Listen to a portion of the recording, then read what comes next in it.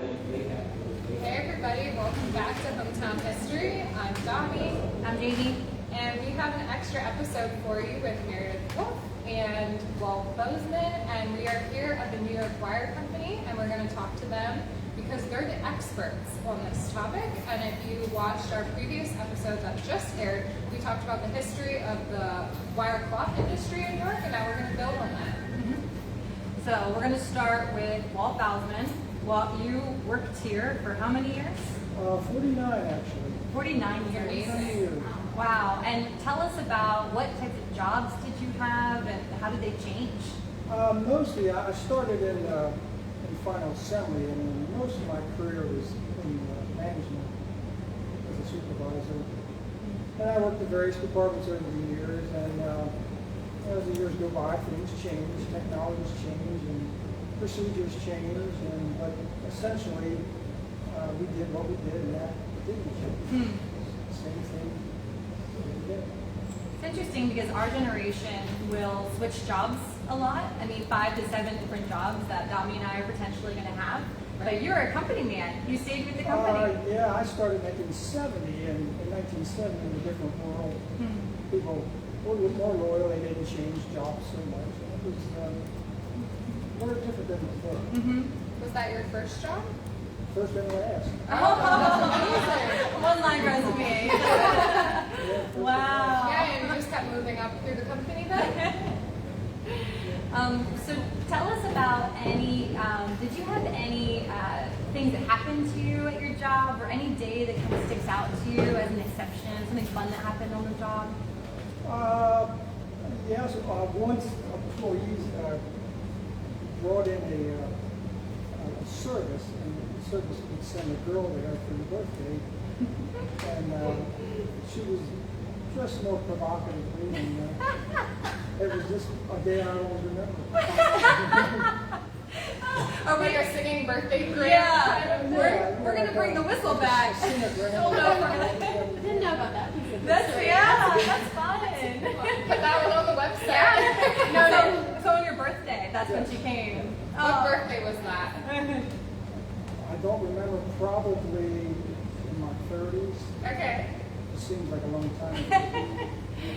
So one of the trademarks and one of the towers that have been preserved is the drying tower. So can you tell us, like, what was the tower used for? That's when they did the liquid paint. We call it the liquid line, where it would get painted at the bottom, and then it would go up in the tower and dry and get wrapped up on the second floor. It would start on the first floor, go to the second floor, and then it would get inspected on the second floor also. Was there a conveyor belt that lifted it? No, it just went up to the very top, and it was really very fluid. Very simple process. It's just a good method. Very simple. So it dipped the screen, and then a rope pulled it up to the top. Yeah, a roller pulled it. Okay, a roller. And it dried, and very old equipment, very old technology. And eventually, emissions took it out. It couldn't compete with the VOCs and all that. Huh. So you must have seen it change a lot then over time. Yeah, very much. Then eventually went to powder coat, which is zero emissions. And we used to do electroplating, which was, I don't want to tell you about the environmental aspect of that. But they still do electroplating, they just don't do much of it. Okay. It's just expensive technology. Were the workers, when these big, I know for me, if they change where the copier is, it's a big upheaval, in the faculty room. So when there were these huge changes, because you've seen 49 years, were generally people welcome to it, or was there some pushback in your county? There's always pushback. Yeah. Sometimes not so much, but yeah, there's always pushback. People don't want to change. Yeah. I fall into the category. I always want Didn't to like change. it, yeah. Except when they gave out raises. So you ran a particular machine when you first started out? Yeah, I ran an inspection machine. And essentially it just put a roll in the back and go through and cut out the defects and wrap it up. And that's what it was. It was very simple. Is there anything that you couldn't stand about your job? No. I liked all the work, and in the early days, we had good policies. It was pleasure. It was hot in the summertime. Was it hot? It was very hot. It was, again, it was the 70s. It was different. Mm-hmm. Different attitudes, different philosophies than today. So speaking of today, when you walk through New York Merchant and then over where the gallery is and you see the potential, what kind of memories come flooding back, or what do you think? It's incredible what they've done with this place, with all the construction. And some places don't even mimic what it used to look like. Mm-hmm. Even I get lost. But and my hats off to Mark and for finally taking an old building and doing something rather than letting it doing disrepair and eventually burning down. I'm impressed. Have any of your other old coworkers come back and seen what it looks like? Yeah, they sometimes send me messages on Facebook and have you seen this place yet? Well, that's good, and I mean, that's a great testament to what you guys are doing here, that the employees are coming back and they're talking to each other about the changes and that they're impressed with it. So Meredith, tell us about, you were here from the beginning, and did you do a first walkthrough before it is what it is today? Oh yeah. So the pictures, they're still on my phone from 2019, and literally some places are just unrecognizable. We have a couple of different before and afters on our website, where with some of like the main areas, and it's just you can't. It's even hard for me even seeing the beginnings, and well, not like the beginnings. When we got it, and then certain rooms today, it's unbelievable. I know not many people could come into an old factory and look at it and envision this. You know, that's an amazing creative mind to be able to come up with something like that out of the bones of an old factory. Yeah, the owners of this property, Mark and Lee, they're visionaries, and they have a really wonderful way of being able to see things that most people can't. Right. And then take the team and we make it I happen. was going to say, and then your boots on the ground. Yeah, They come through and they say, exactly. what about this? What about this? And you're thinking in your head, how can we make this work logistically? Like, what's our next step? And what's the structure?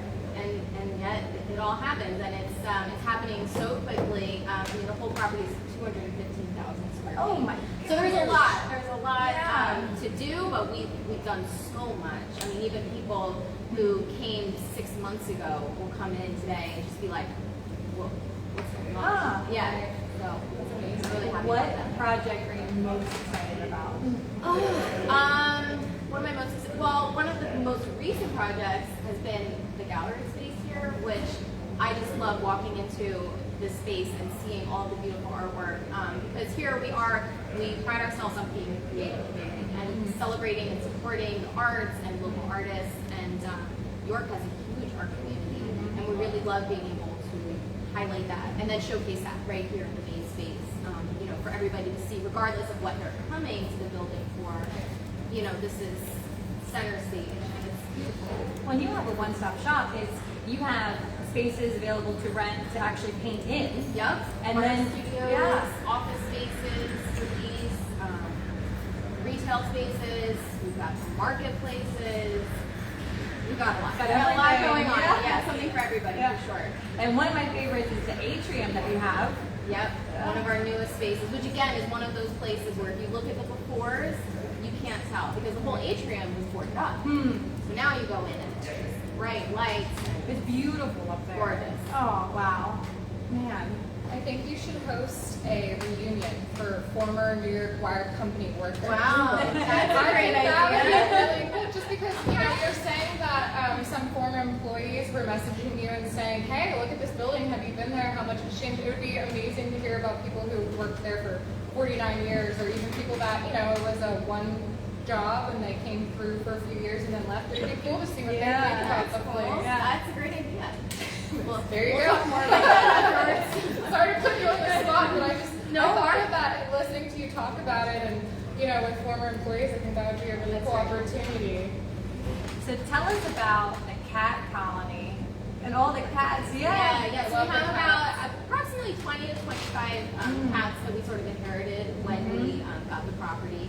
And we've been in the process of creating our own kitty land, is what we're calling it. Yeah. So we have right now out there the cat houses, which you which you showed, and we've got, you know, snaps of pictures of the little kittens sleeping, and you know, it's got to be quick because they're not super crazy when we come close. But yeah, we embrace our cat colony here, and you know, we've done the TNR process, so we make sure they're fed and they're happy. And Yeah, you're doing it the right way. Yeah. Do you remember the cats from the time you worked here? At the beginning it was only a few, and then, Okay.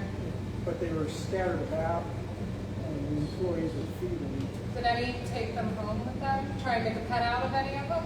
That's what I would be doing. I'd be collecting cats. I think there are a few that are people friendly, but we're all on the team. We're all big animal lovers, so we that's knew great. that was definitely a priority in terms of our development. And you know, Yeah, because they were here first. they were. It's more their property than ours.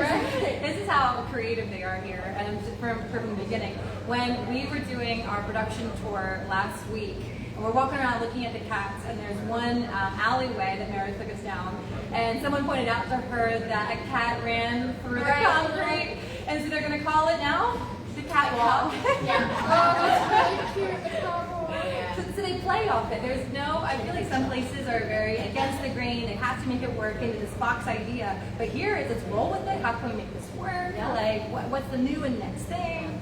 And if you want to see the pictures of little kitty imprints, it's on our social media. No. You'll never have to worry about a mice problem. Exactly, right? Yeah. They're helping you just as much as you're helping them. So Walt talked us about the drying towers. What are the plans for the drying towers now? We're gonna at some point put colored lights in those windows so that, you know, at nighttime it's pretty and Man, that's sweet. something to look at. Yeah. And if you could do it like Christmas oriented or Halloween. Yeah, exactly. themed. Oh, Change yeah. it up, yeah. Man. Did you ever think that this place would look like it does now? No. Working here so many years, it's hard to look at it then and see potential. Yeah. Yeah. And I tend to stop in from time to time, and you see the progress, and you can kind of see it coming together. And no, I didn't see potential. I just like the new building. Yeah. That would probably be vacated and then. Yeah, like so many others in the community. So it's great that this was saved. Yeah. They tend to catch fire. Yeah. Building disrepair, and they kind of, yeah, it's very difficult to see potential in it. But here it is. Yeah, that's great. And two, being able, I mean, it's such a huge space within the local community that the opportunity to be able to take this and create a destination for everybody in the community and really, you know, be a part of revitalizing this area and, you know, contributing to the growth of the city is just, you know, we don't take that lightly. So we want to do our part. Well, and that was the question I asked you. I said, what would you say to someone who would say, well, you have such a big vision. Is there a community to support this? Do you see a future? And what did you tell me? 100%. We are so active already. I mean, we're obviously not even finished with the whole property, but we've been leasing out, and we've already been building a really special family here of creatives and visionaries. Yeah.